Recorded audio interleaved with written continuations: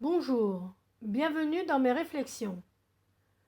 Comme tout le monde, j'entends parler du problème qu'on a et qu'on va avoir avec le gaz. La seule info réelle, c'est que ça va nous coûter cher. Vous serez d'accord que même si vous savez que vous serez à découvert à la fin du mois, vous ne chercherez pas les mêmes solutions si c'est un découvert de 30 € ou de 3000.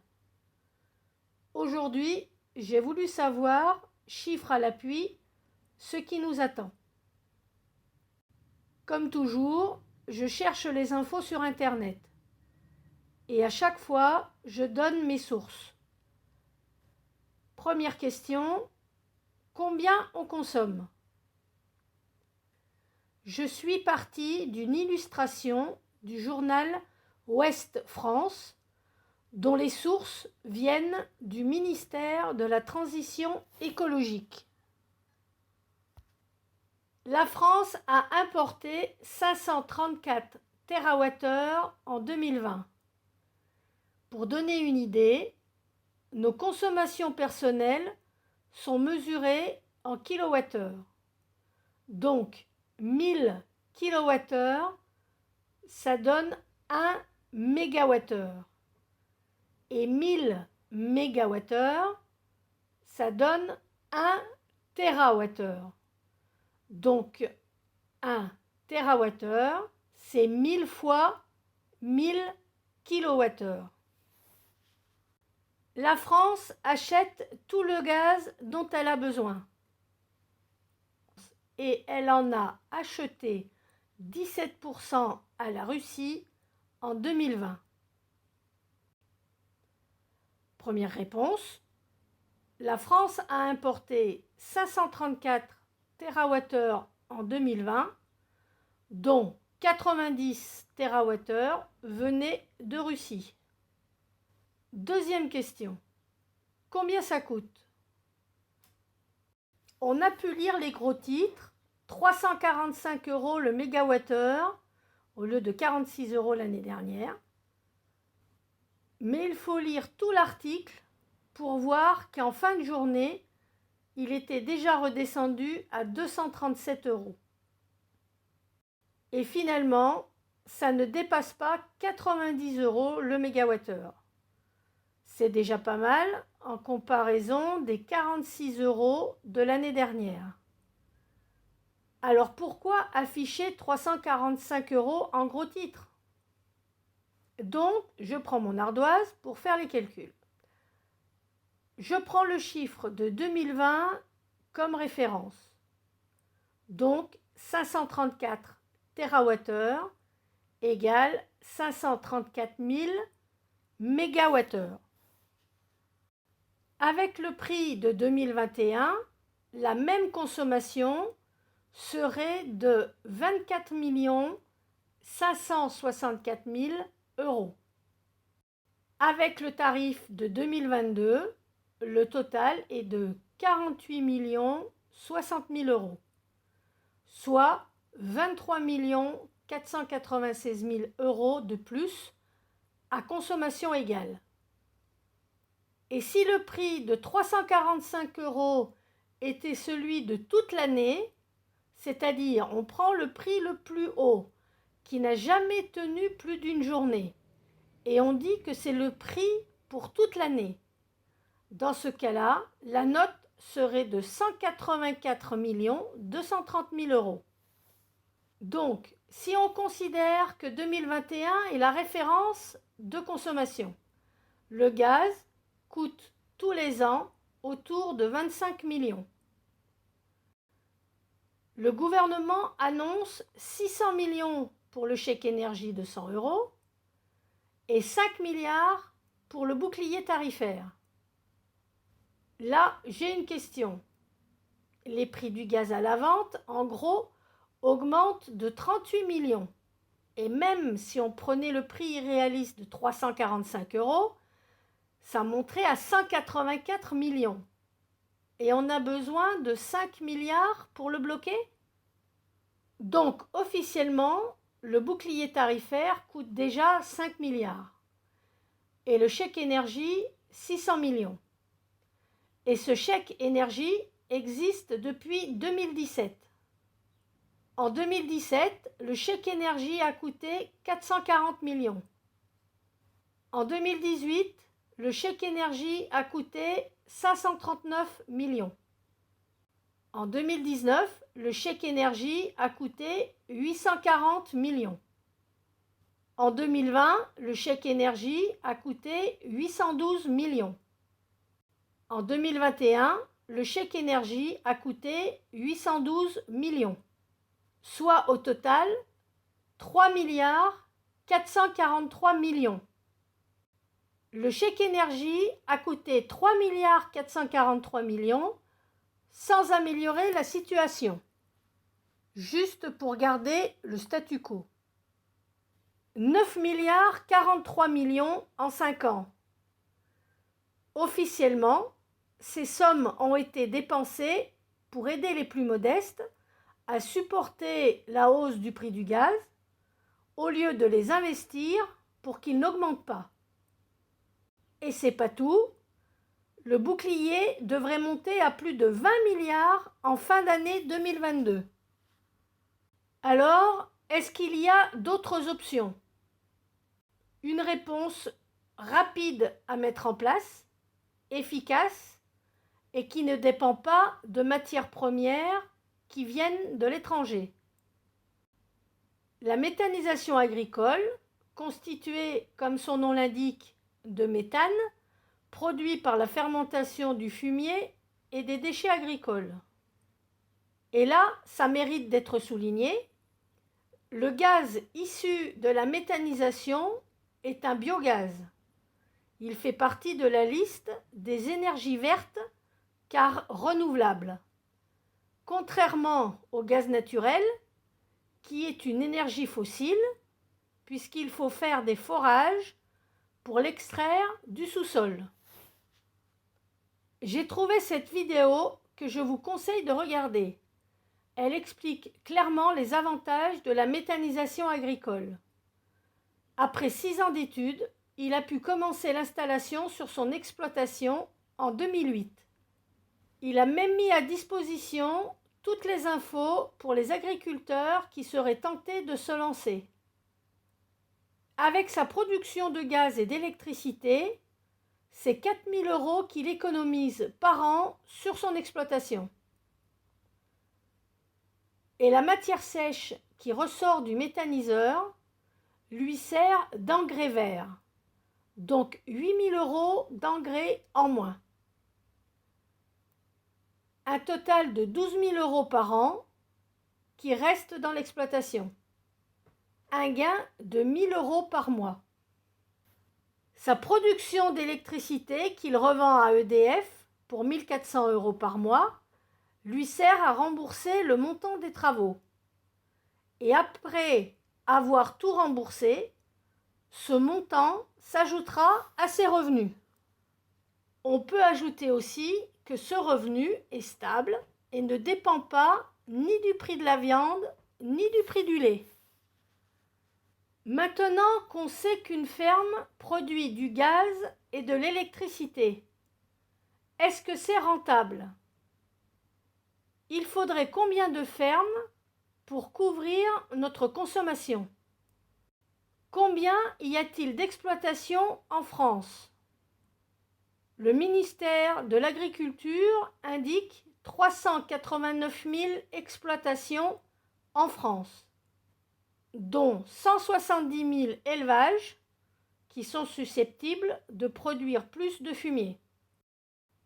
Ce site conseille sur l'investissement dans la méthanisation. Les chiffres donnés sont proches de ceux donnés par la première vidéo. L'exploitation produit du gaz, de l'électricité et de la chaleur. Une partie sert à la consommation sur place. Ils annoncent donc 49 000 kWh par an. Pour compenser les 90 TWh achetés à la Russie, il faudrait 1836 élevages et 10 900 élevages pour produire tout ce qu'on achète et être autonome. Et si on méthanisait tous les élevages, on produirait plus de 8000 TWh. Évidemment, c'est théorique. Il y a des élevages qui ne produisent pas 1400 tonnes de fumier par an.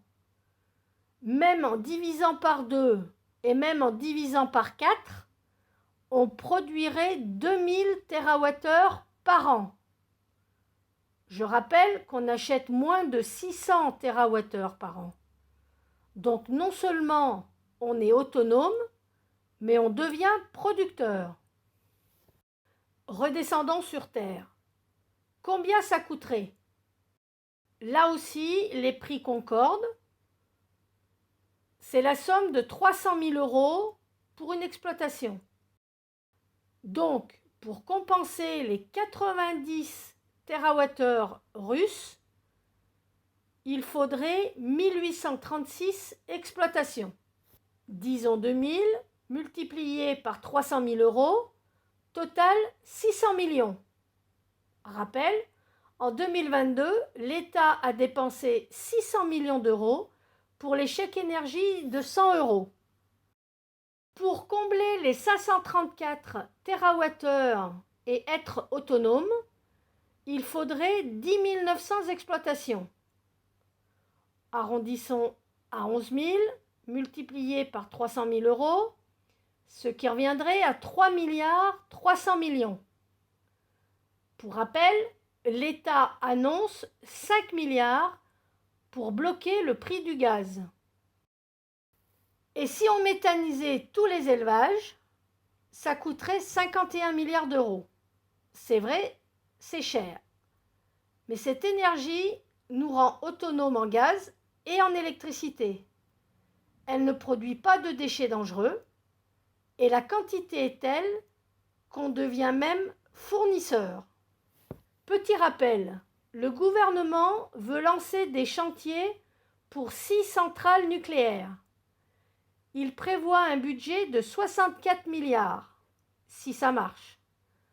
Il faut savoir que l'EPR de Flamanville, qui est le modèle de ces centrales, coûte déjà 20 milliards et n'est toujours pas en service, avec un retard déjà de 10 ans.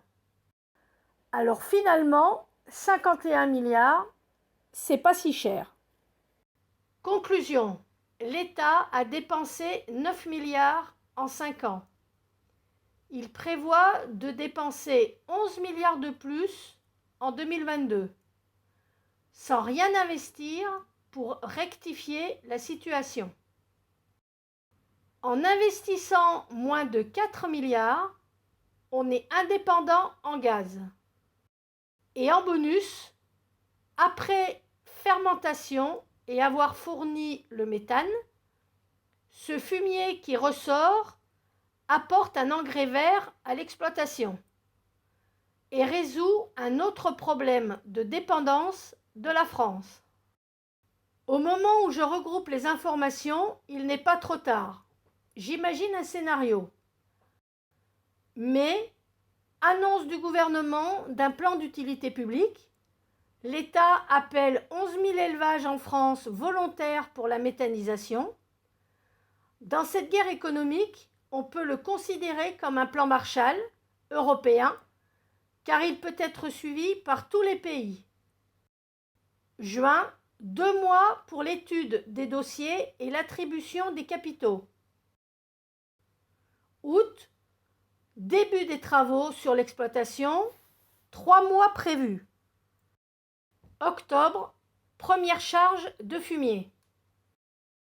Novembre, première production de gaz et début de l'autonomie. Il y a aussi d'autres sources de biogaz. La méthanisation des boues de stations d'épuration. En 2019, on comptait 22 000 stations d'épuration. En 2018, 96 stations méthanisaient ces boues et produisaient 2 TWh par an. Je reprends mon ardoise. Il faut 96 stations pour produire 2 TWh. Avec 22 000 stations, on peut produire 229 fois ces 2 TWh, ce qui représente 487 TWh. Petit rappel, on consomme 534 TWh de gaz par an. Une autre étude sur la région Aix-en-Provence estime à 137 TWh la production annuelle possible, ce qui représente presque le quart de la consommation nationale. Il y a aussi les ordures ménagères. Les ordures concernées sont celles qui sont incinérées et enterrées, qui représentent 66% de nos déchets. À noter que la méthanisation ne représente que 14%. On peut noter aussi que pour les 30% de déchets incinérés, ils le sont avec du pétrole ou du gaz. Donc, on achète de l'énergie fossile pour brûler des déchets qui seraient capables de produire de l'énergie verte. Exemple en Belgique d'une méthanisation d'ordures ménagères réussie. Pour 40 000 tonnes de déchets, il est produit annuellement plus de 8 000 MWh d'électricité verte, dont plus de la moitié est injectée dans le réseau, soit 4 000 MWh. Donc 40 000 tonnes produisent 4 000 MWh, soit 4 TWh par an.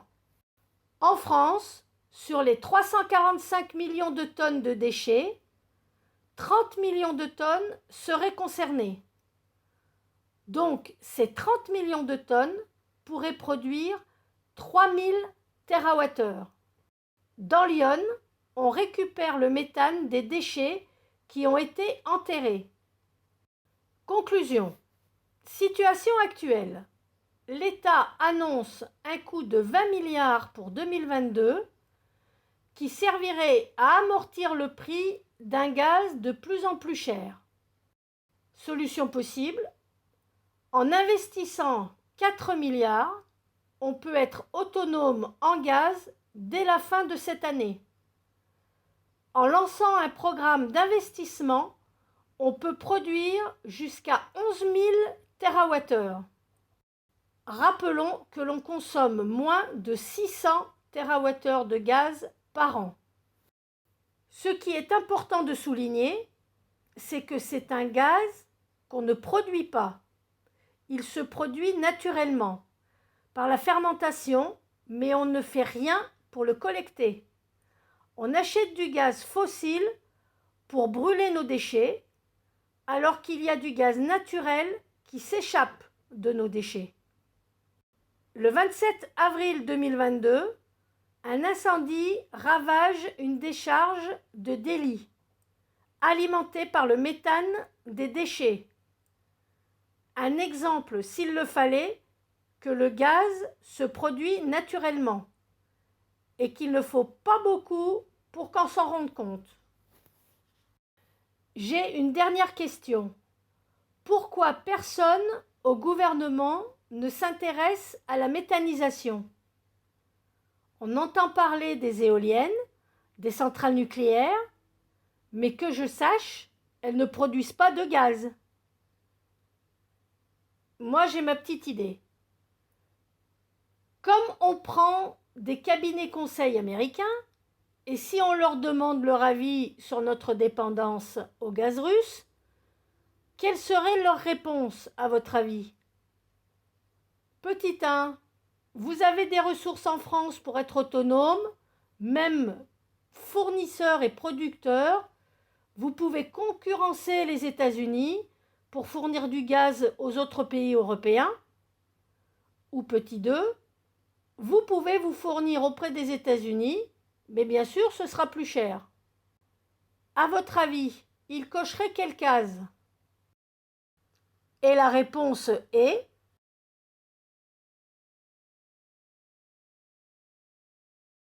Alors, le gaz, il est où le problème?